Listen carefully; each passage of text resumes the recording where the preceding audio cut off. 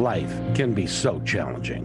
Where can you go to get divine clarification, help, and advice? Well, may I introduce Natasha Venter, medium coach and direct connection to your guides and angels. Through her podcast, Life Clarifications, Natasha will help you navigate through and create your life's destiny. My name is Kevin McDonald, co-host of this podcast, and I've seen her work and know that through her incredible talent, you can be changed forever.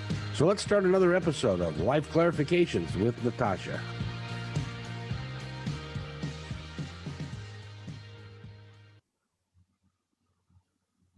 And here we are. Hello, and hello to you, and hello to everyone who is going to be joining us or has joined us. And I'm just so grateful to be here to be supportive in people's walk. And I'm Natasha Venter, and I am a medium who does intuitive life clarifications. And with that I love to assist the awareness of what somebody can be in their own lives. And I bring those perspectives in just to kind of sometimes alter, oh, yeah, that's what's been holding me back. Indeed. And that is, what your gift is. By the way, ladies and gentlemen, if you'd like to give us a call, you can. Our phone line is set up, and it's 206-408-1395. And if you have got a life issue, a quandary, a question, a wish to talk to the other side, any one of those things, or you just want to say hi to Natasha or me, you can do that by calling that number, which is 206-408-1395. And, we were talking beforehand on what we were going to talk about. And I just thought, gosh, this time of year with the solstice coming up and with the stars moving around the way they are and with all the stuff that's going on, we should just talk about life and how unbelievably inconsistent it can be from time to time. And how do you deal with that? And I'm putting in the number. Sorry if I'm looking down here. It's not, I'm trying to ignore anybody. So it's 206-408-1395. That is correct, my dear. And so when we're, life is just going to be change. I know, but some people don't handle change very well. I know. And, because we kind of have that word that we like to use with perfection and control.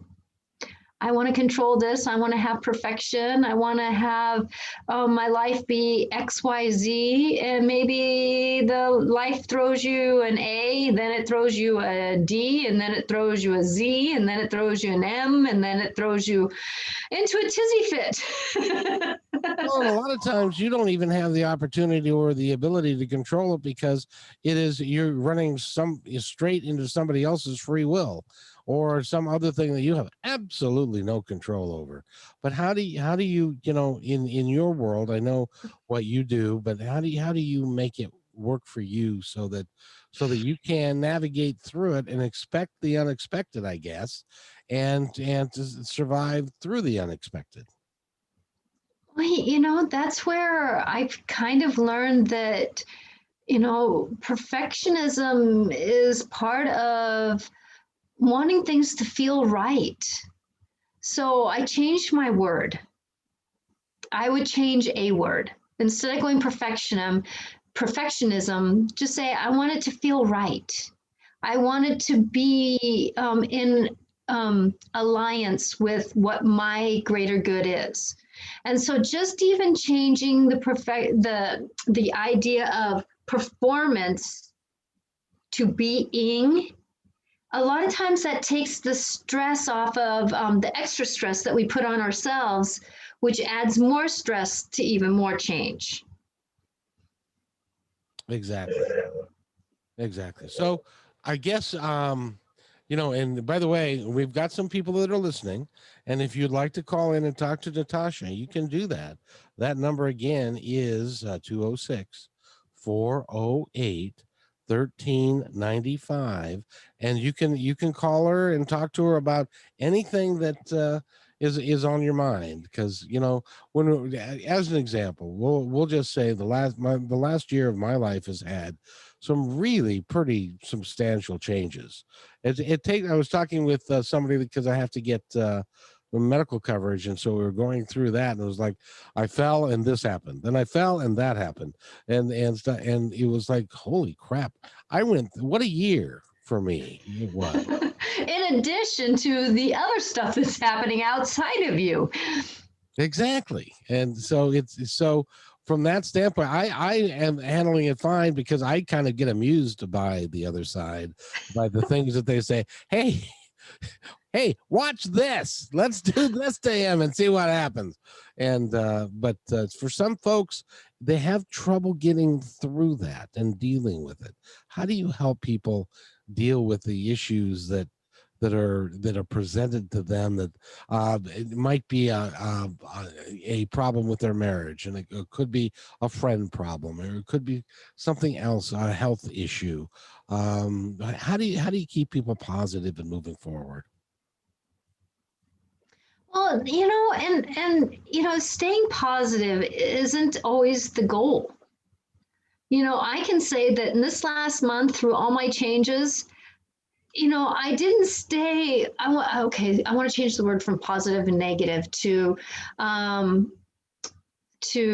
being more lighter and more up, to being more, oh, this again, but yet at the same time, I want to tell people that it's okay to be, oh, really? Because there again is trying to be perfect and trying to be. I'm not saying that you're perfect, and I'm not saying anything, in your way of navigating is your way of navigating.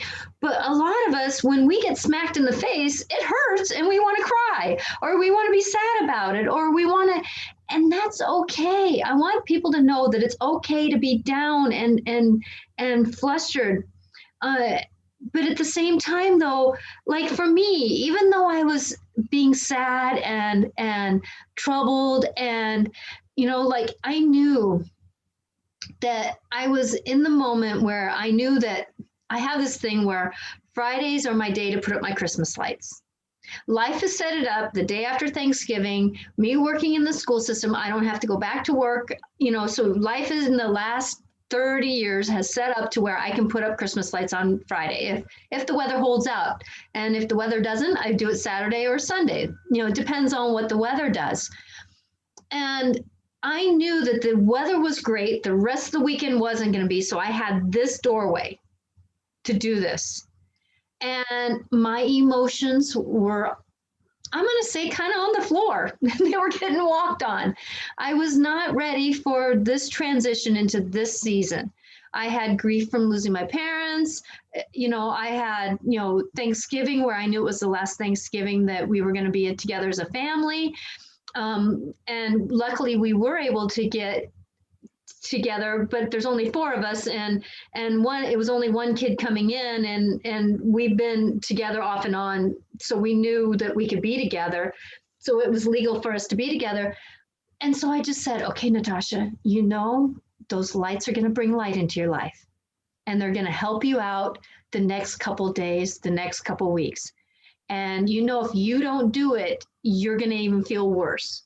And so let's go do lights. And this is a conversation I'm having with myself. I kind of have a buddy here, and it's called my other self, my my personality, or whatever you want to call it. And I kind of take it out of me and I talk with it, and it and I ended up going out and putting up Christmas lights. And there was times where I just said, keep going, Natasha. Keep going, Natasha. This is gonna make you feel better later. Keep going, Natasha. Keep going, Natasha. And I can say that just that, trying to move forward, trying to keep the gears moving.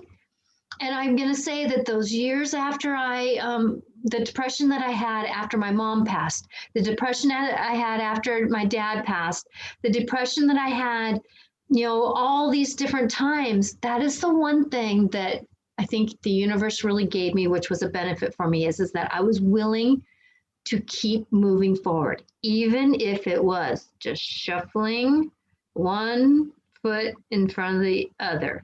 You know, the difference between us is that, because you told me, because we were talking about the ability in the art form, which, by the way, it is an art form of putting a Thanksgiving dinner together.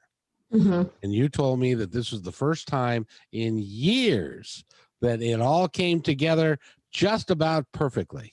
Yes. So from my standpoint, the rest of the weekend would be cake. If I didn't get everything done, so what? I did a great thing and got that together. So it's a matter of perspective. But and yes, it is. I was grateful for that. I kept falling back on that. But every new day presents something else. And so even though I had that to be grateful for, I still had to manage putting up memories because I put up all my Christmas stuff.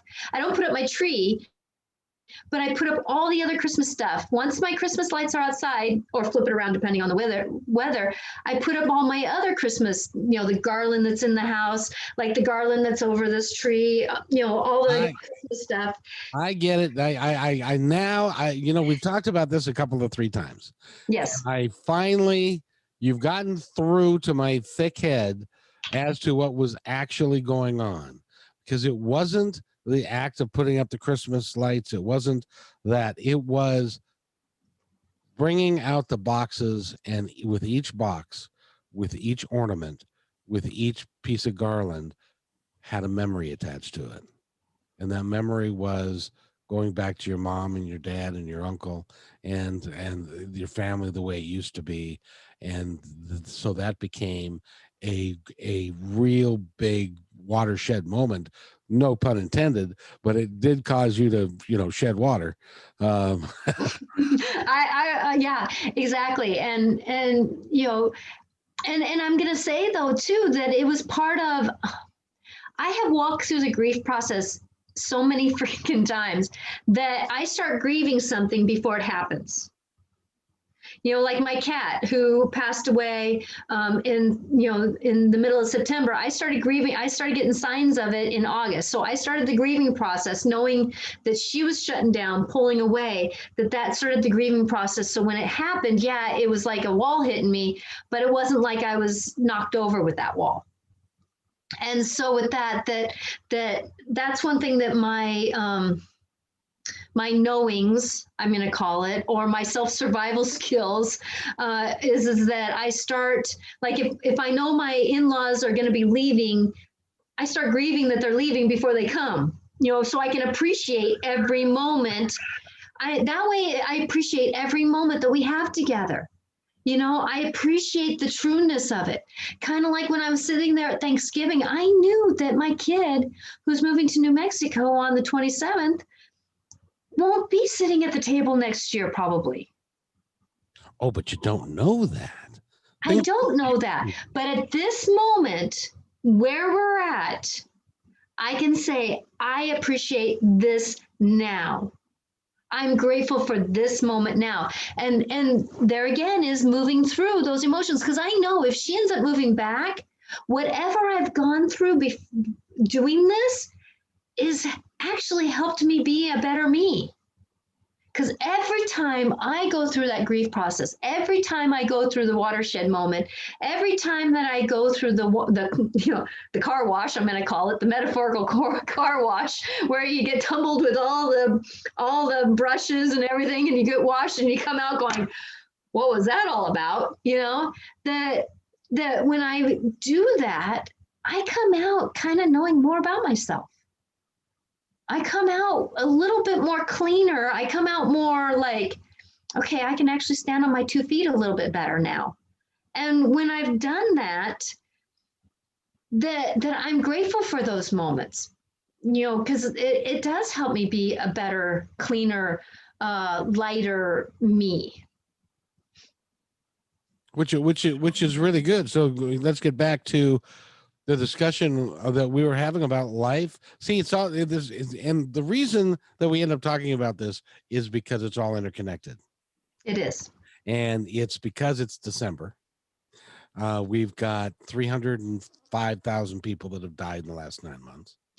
We've got all kinds of we've got things going on in our country that we don't want to have go on. But and a lot of people, because a lot of people hang on through the holidays and try and live to make it through Christmas or through Thanksgiving, and then they pass away.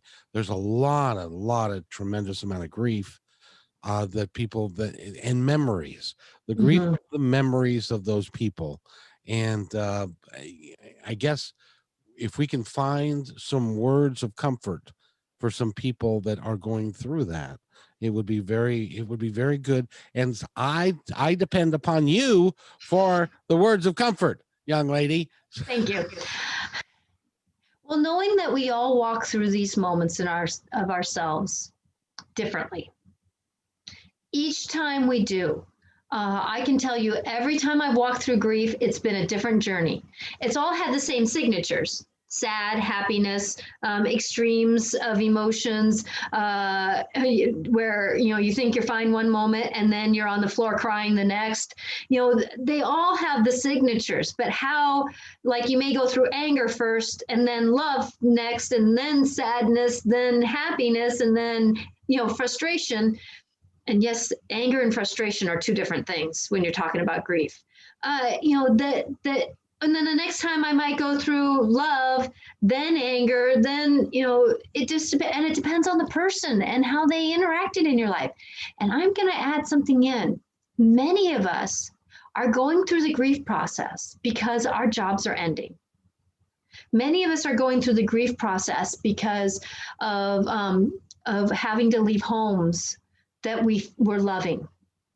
Many of us are having to go through the grief process because life has done something to them to make them shift.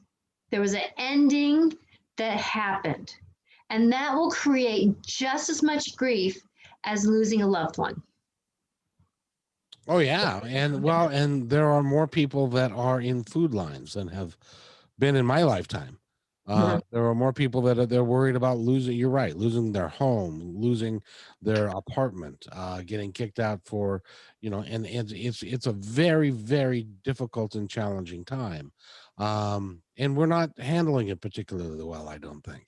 No, well, because, and this is the one thing that I have witnessed, that this time in our life, and the scenario was COVID, but this particular time in our life, we were to wake up. And I even had a conversation with someone the other day, and she was younger. And I said that your generation is here to wake up the emotional conversation.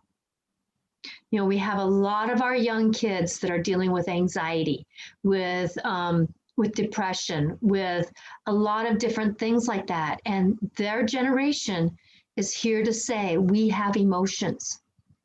It's time to wake up emotions. And it's not gender based. Many of us in our past have been told, because you're a guy, you can't cry. You can't do what you want to do. You can't do what's passionate to you. And I'm talking about generations in the past. You're kind of on that cusp of the generation change. And you, my dear gentleman, is one of the oddballs, wonderfully said, that is moving through life the way that you are. You're kind of like a scout for a lot of the gentlemen to have emotions, to figure out things, that you're tapped into this part of you that a lot of people just kind of say, nope, don't see it, don't want to see it, can't see it, don't want to see it. I look forward to seeing it. It makes me giggle, because Me too, in some ways. yeah, because the whole thing is, at least for me, but you're right. See, one of the things that I memories.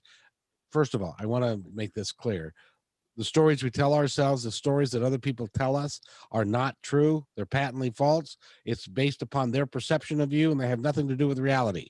Having Exactly. said that, there are times when when somebody said, you're not very tough, and so consequently, I decided, okay, damn it, I'm gonna be tough, and I would experience pain, like in sports, like a sprained ankle or something, and I would continue on because I didn't want to get labeled as somebody who wasn't tough enough. And as it turns out, I was tougher than most, but I didn't recognize it because I had Yeah. been told by some other jackass that I wasn't. So I all have to work together to, number one, uplift each other, and that's why I Yes. like talking to you so much, is because you uplift me, Well, and you thank you. and you make me happy, and you make my son happy because he's had a reading with you. By the way, there are people listening who, if you have intestinal fortitude, you can give us a call at 206 408 1395. I'll put you right through to talk to the boss, and you can enter this discussion if you wish to. So And you can again, also do, you can, sorry for interrupting you, no, but you're good. you can also do comments. And I have my phone up to where I can see if there's a comment made. And because I know that not everybody has the trust to call in or that kind of thing. So I just want to give that option, that conversation is part of, whenever I sit down and do a session, that's one thing I do say, this is a conversation, especially with somebody new, that this is a conversation. You have a truth. And so hearing your truth kind of helps me know how to interact to support your walk in life. And when we do walk in life, that is kind of the combination, because from the day that you were conceived, not born, but conceived, you started getting inputs. You started getting downloads of emotions. You started your DNA, your emotional knowledge started getting inputs. And so with that there's things that we hear and feel and see, even in the womb, that can affect us in our day-to-day walk. And when we know that, we can walk through life a little differently. Now, for me, I had the gift of having parents who had an understanding of this basic sense. And so my dad, who was dyslexic himself, knew that he saw a lot of the same thing in me. And so he wanted our home to be safe. Now, a lot of people don't have safe homes. They're safe outside of their home. Well, mine was opposite. I was safe in the home. I was definitely not safe outside of the home. Bullied, like you getting called names. I was stupid. I was so shy and quiet. I couldn't even say what I was feeling because nobody wanted to hear me, for one. It's just one of those things that we get these stories that are upon us, and we all have to work through something to get somewhere. And So that's what I like to help. So when was it that you made the conscious determination that was all? I'm going to say a bad word now. That it was all a bunch of bullshit, and that you were something different than what everybody had always said about you. When was that moment? I would say it was a collection of moments as I walked my life. One was that I went through the grief process. 4 years between my dad passed, and then my mom passed. And I was just getting to the walkable grief after my dad when I got hit with my mom. My dad died of colon cancer. My mom ended up with Lou Gehrig's disease. And so with that walking through that journey of having to have a 4-year-old new baby and having mom with Lou Gehrig's, I got so wrung out that the year after that, I like I've said before, I didn't even like myself. I didn't even know how to be. I didn't know what to be. I didn't even remember how to be really a wife. I had to be a mom, and I had to fake it, make it half the time, because I was just, and being a caregiver is not my go-to. I'm a giver of care. I'm not a caregiver. And so if it wasn't for my husband, he took her to the bathroom. I couldn't. I would change my baby's diaper, but I couldn't take my mom to the bathroom. That's And that's a hard thing to do, to take a parent. I keep telling my kids that's they're either going to have to hire a little Asian lady to come fix me, or they're going oh, to have to do it themselves. So that was a joke, but or hire a caregiver who can do that for me. And I would, never mind. But no, I really want to know, because there had to be in your life, because we've talked about the grief process of going through your dad, then your mom, and then don't forget your uncle. yeah, And he which was also, 3 years later. Mhm. he also That one, died. I leaned up against the counter and sunk to the floor and said, "No, and, no, and he this is not truth. No, and no." he had Lou Gehrig's disease too, which Yes. is, for my money, I haven't known anybody personally that has had that disease, but for my money, that is the most horrible way to watch someone that you love slowly disintegrate over time. It's that's got to be just a horrible thing. But there has to be a moment. There was a moment for you. I swear, there had to be a moment when you said, you know, all that. And by the way, your husband was in the bottle at the time, and in Well, actually, the beer can. He had to give up He had to give up hard alcohol when he wanted to stay with me. I didn't know. I didn't know. I was naive about alcoholism, but he had to be off the hard alcohol to continue with me. oh, because it's only beer. I'm fine. It's just beer. And, Naive. but there had to be, because I can pinpoint a moment in my life when that pretty much happened for me, when I said, wait a minute, everything that I've ever been told is a bunch of crap, and stuff. There had to be. And I would say that that when my mom passed, in that year after taking care of myself, that I did go see a counselor, I did go get massage therapy, and I got a lot of cranial sacral work done, and because I needed to get my brain was getting rewired. When you go through a life altering experience like that, it's almost like your brain goes through rewiring. And remember, I just had kids. So I was going through the hormonal change too. So I was just getting rewired all the way through. That it started then, that I really decided that I had to be somebody different than I was. And I don't know if I had that language, but I just did. But the universe just put it in front of me to start cleaning up and cleaning out myself, start working on myself. And then I would say that I went on a trip to Spain with a group of people. Some I knew, about 4 of them were coworkers. My roommate was a coworker.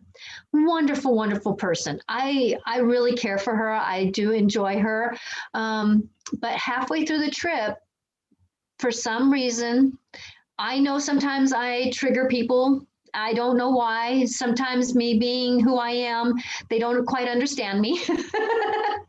And so I know that I'm not always the easiest to be around sometimes when somebody lives in a 3D world. And she told me flat out, I don't want to be your roommate anymore. And she took what was in my hand that was hers out of the hand, and she walked away. So it was like, and we were just coming to a new hotel. So it was like I had intentions of having a roommate, all that, and then flat. Well, I ended up going to my room and bawling. And sometimes when I have moments like this, and I have an understanding, yes, I'm intuitive, yes, things come to me, I listen to my guides, and I just heard this was a time to release. That's the moment I'm talking about. I released. And as I was crying, I all of a sudden, and I know other people who aren't as intuitive as me get these kind of ideas running through their head and they go poo hoo hoo hoo hoo about things. But I got a mantra. How I perceive myself is how others perceive me. And I kept saying that. How I perceive myself is how others perceive me. So I just, so knowing that I perceived myself as a dyslexic, shy, kind of like I am me, I am intuitive, I know what I can be, I know who I'm going to be. Uh, Yet I'm shy, I'm quiet, and I'm dyslexic. I'm lesser than some people because they have more knowings than me. But you realize that that's not true either, right? I know that's not true. And so that's the gift of being in another country with people you don't really know. You have a perfect place to practice. And from what you've told me before, you went out and you made it a conscious decision. You said, I all made right, a conscious decision. I can either sit in this room and sit here alone and complain about this friend who really wasn't much of a friend after all. And Well, she or wasn't really a friend. She was a coworker, and I was hoping that we could be friendly, being roommates. right. I'm still because she's still your coworker. Hmm? I'm surprised you haven't hit her yet. But no, Hmm. you're How can I be? I am so grateful for her because this moment woke me up so I can be here. see, but see, I knew there was a time when you had, and that time is presented, and the reason I bring it up is that time is presented in all of us. We all have a moment to when we get a conscious choice. The conscious choice is, do I listen to all the bull crap and all the things that I believe about myself because other people have put that into my head? I'm stupid. I can't do math. I'm fat. I'm short. I can't play basketball. I can't do all that. I'm a lousy lover. By the way, none of these apply to me. I just thought I'd mention it. but Tag. thank you're it. But No, all I'm those free from that decision. but all those things that over time they build up. They build up and so you become a caricature of who you really are. That's not Yes. who you are, but you become a caricature of it. And so Of what you believe you are, yes. yes, and then at one point in time, you have to say you either do one of two things. You either have to say that's a bunch of garbage.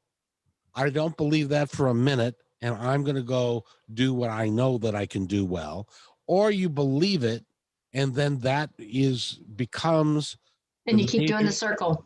major part of your life that it continues to do that over and over and over. The story I like to tell is about my mother-in-law, my kid's grandmother. She was adopted, and the mantra that she developed for herself wasn't, my mom had to give me up because she was 16. They found out much later, 16, unmarried, and this was in the 1930s. And so she had no chance She had no chance but to give up the child. but to give up the child.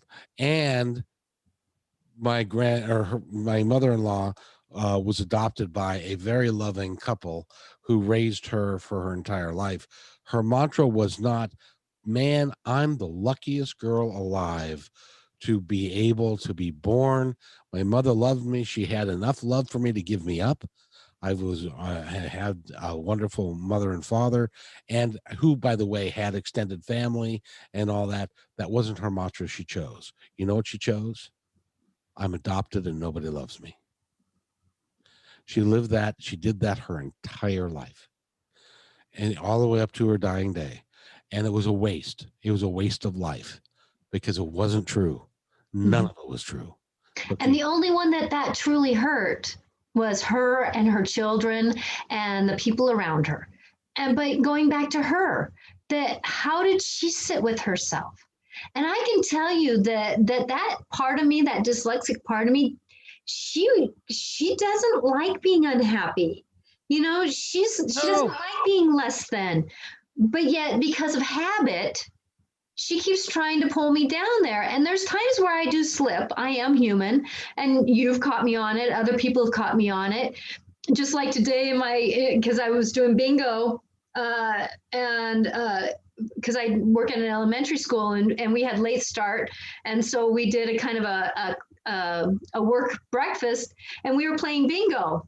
And instead of saying, so instead of going skating, I saw the word, or I saw, instead of it being skiing, I thought it was skating. Mm-hmm. And so I said, bingo. I didn't have a bingo. So in front of all my coworkers, I said, oh, and so they asked what was my bingo, and they go, oh, you said, and most of them know me, and they love me within reason. But at the same time, I go, oh, here I go again. I had a choice to either sulk, take that moment and sulk, and be embarrassed, and then slink off the Zoom call and just, or how do I perceive myself? I'm far from being stupid. Everybody makes mistakes. I just had my call to make it. And then later when somebody else got bingo and finally I got my bingo, I said, and everybody else knows I got a bingo already because we all had this, with that many people, somebody else had the same board, so it was like, well, everybody knows I have a bingo. And so we kind of I had to choose either to laugh with it, not at it, but with it, or sleek back. And I can't, I practiced enough that I can't let myself feel less than when nobody else is thinking that of me. And if they do, that's their problem. None of my business what you think of me. Actually, I've had comments about how people say, you know what you just did, that took strength. Thank you.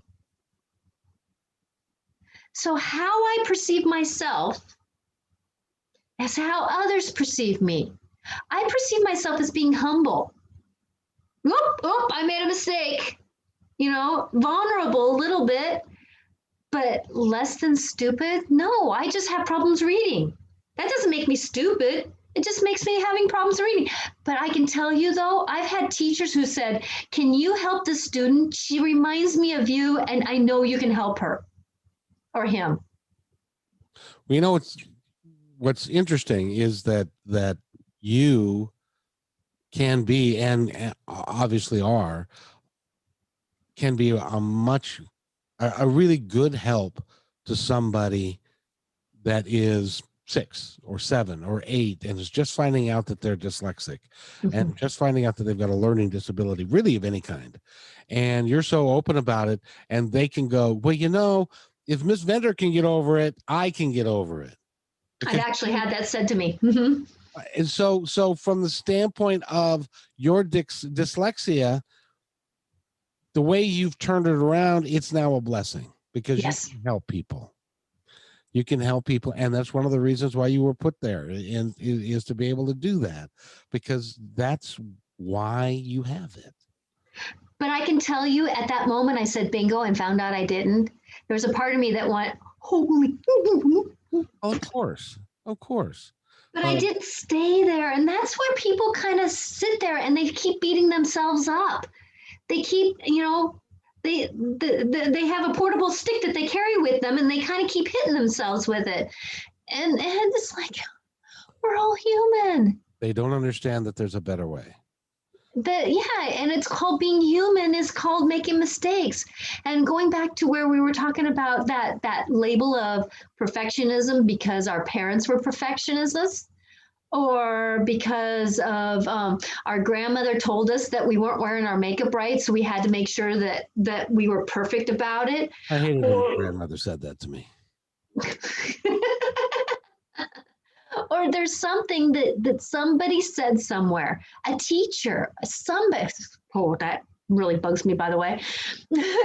Somebody said something to us that told us that we had a choice to either make that as a kick in the butt to get moving, or we beat it up, or it gave us a stick to beat ourselves. And a lot of times, and I hate to say it, but a lot of times those people tend to be our mothers, our fathers, people who don't. Our aunts, our uncles, yeah. See, and the way I look at it is that as I've gotten older, and I looked at how old my parents were when I think they were like 23, 24, 25. And it's like, They were children themselves. They didn't know any better. And for me to hold them in high esteem because of how knowledgeable and how wise they were was a bunch of crap. They were just trying to get through every day and would lose their temper and say things that they clearly didn't mean, but it stuck in a little kid's head. And it does that for all of us. My sister, she's 68 years old. She still can recite stuff that happened to her with her father 60 years ago that she still is holding in her mind, still holding in her heart. And we have to all let that stuff go in order for us to be, and that's why meditation helps. That's why talking to people like you help. It really is something that we need. And I want to get out your information now so that people can contact you, because we're going to wrap this up in about 4 minutes. Aren't you impressed that I actually remember that? Yes. We were talking about how we've been kind of running a little bit long because we get kind of in the mode, but we're going to try to be legal and do this more of an hour. And tonight I have something I got to do a little bit in a little bit too. So it's one of those things that we're learning too. Absolutely. Well, it's all part of life. It's all part of life. And let's talk about you and how somebody can get a hold of Natasha Venter. You can reach me at angelicclarifications.com. And I have a website that is there to support you. I have classes that I have where if somebody wants to find out more about their intuitiveness, or they're working through some of these things that just keeps this thing that keeps making them keep hitting their sticks, that I have a 3-month 6-session of practice where we can practice doing better. I can help you get to those modes. There's so many of us that we're so energetically challenged or vibrationally, like when somebody yelled, we kind of go, oh no, no, because it was just so vibrationally bad. And we take that on as children, and it kind of helps us stumble a little bit more of that less confidence. And when we can work through those patterns, we can shift, we can do things. And obviously, I kind of have an understanding because I went from being a shy, quiet person who, in my high school, it was Frosh Week, freshman week, where they had each week, and there'd be perfume, seniors would be doing everything. And I would just walk through the hallway and nobody would see me. They didn't even recognize I was there. I was such a shadow. Now I can be on YouTube and I feel good about what I'm saying and trust what I'm saying. But it takes those moments where life says, how do I perceive myself? Is how others perceive me. If anybody can work with that mantra, or what is this life here to teach me? Is it here to teach me that I need boundaries? Is it here because I'm always feeling less than? Or is it because I was set up to be a caretaker instead of a giver of care? There's these moments where life is trying to show us things. And I'm going to tell you, it's cleaning things up, because this solstice that we're going into, and then going into this new year, that we have a lot of planets that are going to be in the sign of Aquarius. Well, Aquarius is an air sign, so it's going to be a lot of thinking. And I'm hoping that people can have less stinking thinking. Because thinking. I like that. Because if we have a lot of thinking, a lot of momentum, and I'm going to tell you that we've had a lot of planets in water signs, and waters are about emotions. And so now we're going to be in air. So we're going to be thinking, we're going to be doing. And so be careful what we're thinking, because right now I'm telling you that this doorway we're walking into, that if we're thinking something, we're manifesting it. So if we're doing stinking thinking, we're manifesting stinking life. And if we're manifesting and we're thinking things, like for me, I have an understanding being on YouTube like this is giving an opportunity for others to hear some hope. That's why I'm doing this, because I want to be someone who can support and do. And that's why I'm grateful when somebody can sit down with me with a session through Zoom or like the other day safely, because we were all spread out. Her house was big enough. I did a mediumship and they said, you do mediumship, but you always do something life helping. You give us tools to do life support. And that's what our loved ones are wanting a lot of times, is how to help you move forward, because they're done with it, but they have great observations about how to negotiate what we're doing. And I can tell you, a lot of our ancestors that went over on the covered wagons or coming over to different countries on ships and having to go through a lot of the famines and a lot of the problems that we had to do in our countries, the wars and stuff, that they're here to support us because they had to go through this life-altering experience also. It may have been labeled different. It may have been called a war. It could have been leaving their homeland and having to start new and nobody knowing them, so they got to be who they wanted to be. Guess what? We can be that now. We just need to practice it. We need to practice it with our family members. We need to practice with our coworkers. Just start shifting a little bit. It will help. And in some cases, those as ancestors you're talking about, why, sister, they was us doing it in a different time, doing in it a different lifetime. Yes, I go back to my lifetimes quite often to get perspectives. Exactly. And because most of us can't remember what those lifetimes were, we get glimpses from time to time.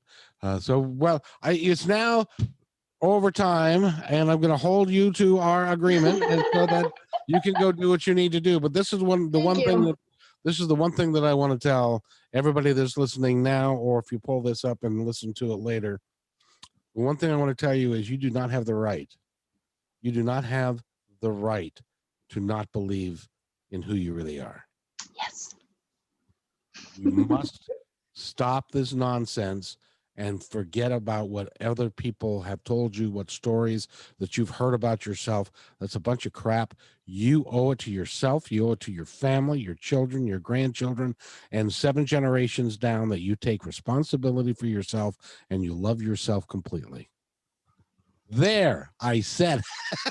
And this life right now is giving us a chance to take that 180 turn and turn around and start doing something that matters to us, starts mattering to how we feel, how we are inspired, how we are to negotiate. And if we need to take a pause button because life is telling us to pause, well, it's actually given us a chance to really think about, if I kept going the same way, would I be successful in another year? Maybe not. Maybe I needed to add something new in. Maybe I needed to shift something. There's like Archangel Michael told me one time, good, thank you for being flexible. Because it's paying off. Me being flexible right now is paying off, and I'm grateful for that. And if you need some help between now and the next year, I know who to call. Not Ghostbusters. Call Angelic Clarifications. Talk to Natasha, and she can help you put your life in order. Actually, I can do Ghostbusters too. Well, we want to call Ghostbusters. I hope everybody, you take care of yourselves, everybody. You have a great night. Natasha, thank you. We'll see you next Wednesday. You. Have blessings, and please remember you are matter. Oh, go ahead. Please remember you matter. Please remember you're loved. Please remember that when you look in the mirror, that you're only human doing the human walk, and that whatever you feel is okay. But just keep walking forward. Because I was having a conversation with someone who if I would have listened to that 14-year-old and would have decided to take my life because I felt like I was nothing, would I be here today to do the work that I'm called to do? Nope. No. So keep believing, keep walking forward, keep trusting that you are worthy of being loved. That includes your self-love. And know it to be a fact. And take care of yourself. Now, see. Now we got to be done. Yeah, well, you see, you gave me the impression that it was kind of like my fault that we went over. Well, it was you, young lady. Everybody, you take care of yourselves. Be safe, be wonderful, and be wise. Take care. Hey, and thanks for listening to this episode all the way to the end. Hey, pretty cool. Hey, don't forget to follow us so you can receive regular updates and new posts. And remember, take care of each other because each other's all we've got. See you next time on Mind Offense.